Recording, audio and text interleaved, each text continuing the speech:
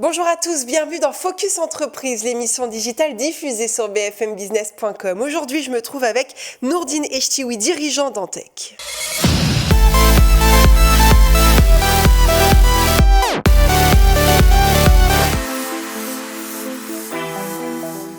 Antech Group est une société d'ingénierie et d'études industrielles qui propose une large gamme de services aux concepteurs, fabricants et exploitants d'installations industrielles.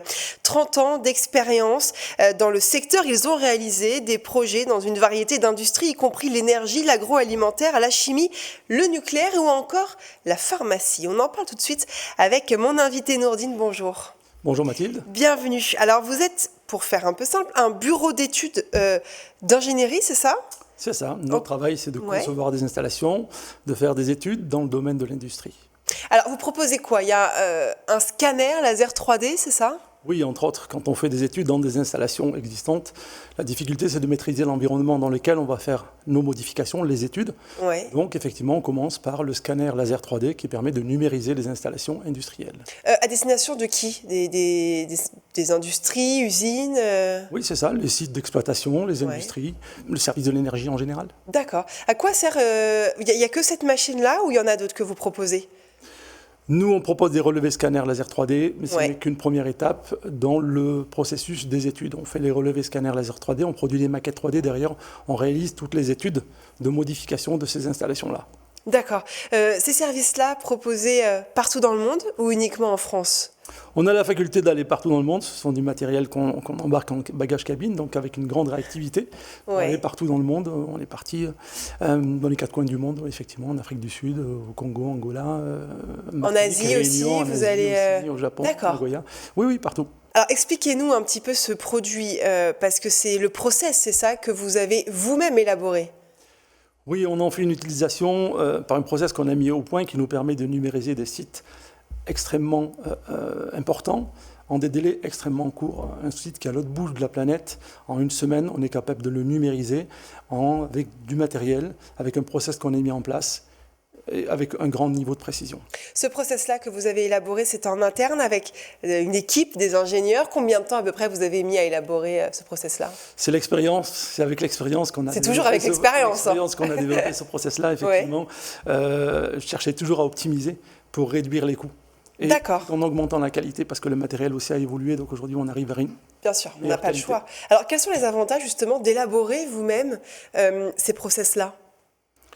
Ça nous permet de donner à nos clients, de mettre à disposition de nos clients des maquettes 3D avec un gros niveau de détail, une grande qualité à des prix tout à fait maîtrisés et surtout avec une très grande réactivité.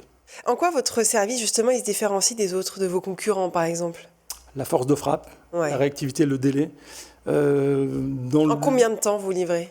Un site qui est à l'autre bout de la France, à l'autre bout du monde, on peut le scanner en une semaine et livrer la maquette 3D sous 1 mois et demi, 2 mois, sachant qu'il y a des centaines d'heures de modélisation 3D. Oui, ça paraît très peu finalement. C'est extrêmement court. Et les autres concurrents ne font pas ça, effectivement, vous êtes... Pas avec ce type de réactivité-là et à ces coûts-là, en tout cas. Vous répondez à quels enjeux aujourd'hui de l'industrie ? Effectivement, il faut aller vite, mais quels autres enjeux ? On accompagne nos clients dans les modifications de leurs installations, aussi dans les projets de décarbonation. Aujourd'hui, on accompagne les clients, il faut transformer les installations pour émettre moins de CO2. Donc on les accompagne sur la transformation, c'est ce qu'on a eu l'occasion de faire sur l'île de la Réunion, sur la Martinique, sur des sujets très concrets où le client arrête de brûler du charbon pour brûler des pellets bois, donc il faut transformer les installations, donc on l'accompagne. Oui, on comprend évidemment votre participation dans ce sens-là. Alors j'aimerais qu'on parle de cette première que vous avez réalisée en France et peut-être même dans le monde. Et vous êtes très fiers et vous avez raison. Qu'est-ce que c'est ?